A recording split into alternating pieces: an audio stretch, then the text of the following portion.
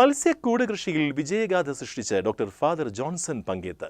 പതിറ്റാണ്ടുകൾക്ക് മുൻപ് മത്സ്യക്കൂട് കൃഷിക്ക് തുടക്കമിട്ടപ്പോൾ പരിഹസിച്ചവർ പോലും ഇപ്പോൾ ഇതുവഴി ലക്ഷങ്ങളാണ് പ്രതിമാസം സമ്പാദിക്കുന്നത്. കൂട് കൃഷിയിലൂടെ തനിക്ക് പ്രതിമാസം 1 ലക്ഷത്തിലധികം വരുമാനം ലഭിക്കുന്നുണ്ടെന്ന് ഈ മേഖലയിൽ 20 വർഷത്തിലധികമായി പ്രവർത്തിക്കുന്ന കോട്ടപ്പുറം വലിയപറമ്പിൽ ജോസഫ് ഷിബുവിന്റെ വെളിപ്പെടുത്തൽ. ഇതോടെ ജോൺസൺ അച്ഛന്റെ പരീക്ഷണം വൻ വിജയമാണെന്ന് കളിയാക്കിയവർ പോലും സമ്മതിക്കുന്നു. കോട്ടപ്പുറം കൊടുങ്ങല്ലൂർ കായലോരങ്ങളിൽ നൂറുകണക്കിന് ആളുകളാണ് ഇപ്പോൾ ഉപജീവന മാർഗമാക്കി കൂട് കൃഷി നടത്തുന്നത്. സുനാമിക്ക് ശേഷം ദുരിതത്തിലായ ഉൾനാടൻ മത്സ്യത്തൊഴിലാളികളെ സഹായിക്കാനായാണ് കോട്ടപ്പുറം ലത്തീൻ രൂപതയുടെ സാമൂഹ്യ സേവന സംഘടനയായ കിഡ്സ് ഡയറക്ടറായിരുന്ന ഫാദർ ജോൺസൺ പങ്കേത്ത് ഈ പദ്ധതിക്ക് തുടക്കമിട്ടത്.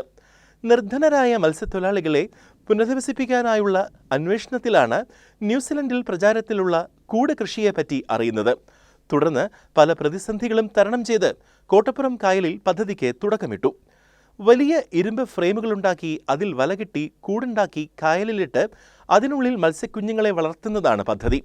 കേട്ടുകേൾവി പോലുമില്ലാത്ത ഈ പുതിയ രീതി മത്സ്യത്തൊഴിലാളികൾക്ക് പോലും ആദ്യകാലങ്ങളിൽ സ്വീകാര്യമായിരുന്നില്ല.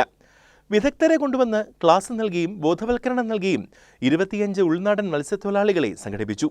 ഇവർക്കാവശ്യമായ കൂടും മറ്റ് സഹായങ്ങളും നൽകി. കാളഞ്ചി മത്സ്യക്കുഞ്ഞുങ്ങളെയാണ് നിക്ഷേപിച്ചത്. മത്സ്യക്കുഞ്ഞുങ്ങൾ കൂട്ടത്തോടെ ചത്തൊടുങ്ങിയത് പ്രതിസന്ധി സൃഷ്ടിച്ചു. എന്നാൽ തോറ്റു പിന്മാറാൻ ഫാദർ ജോൺസൺ തയ്യാറായില്ല. മാസങ്ങളോളമുള്ള അന്വേഷണത്തിനൊടുവിൽ പ്രതിവിധി കണ്ടെത്തി. വീണ്ടും കുഞ്ഞുങ്ങളെ ഇറക്കി. ഇതിനിടെ തുടക്കത്തിലുണ്ടായിരുന്ന 25 പേരിൽ പലരും കൊഴിഞ്ഞുപോയി. ഇതൊന്നും ജോൺസൺ അച്ഛനെ തളർത്തിയില്ല. ശേഷിച്ച തൊഴിലാളികളെ ഉപയോഗപ്പെടുത്തി വീണ്ടും കൃഷി ഇറക്കി. നീണ്ട കാത്തിരിപ്പിനു ശേഷം വലകൾ പൊട്ടിപ്പോകും വിധം വലുപ്പത്തിൽ കാളാഞ്ചി മത്സ്യങ്ങൾ വളർന്നു വലുതായി. മത്സ്യകർഷകർക്കും നാട്ടുകാർക്കും ആവേശം പകർന്ന് കൂട് കൃഷി വൻ വിജയമായി മാറി.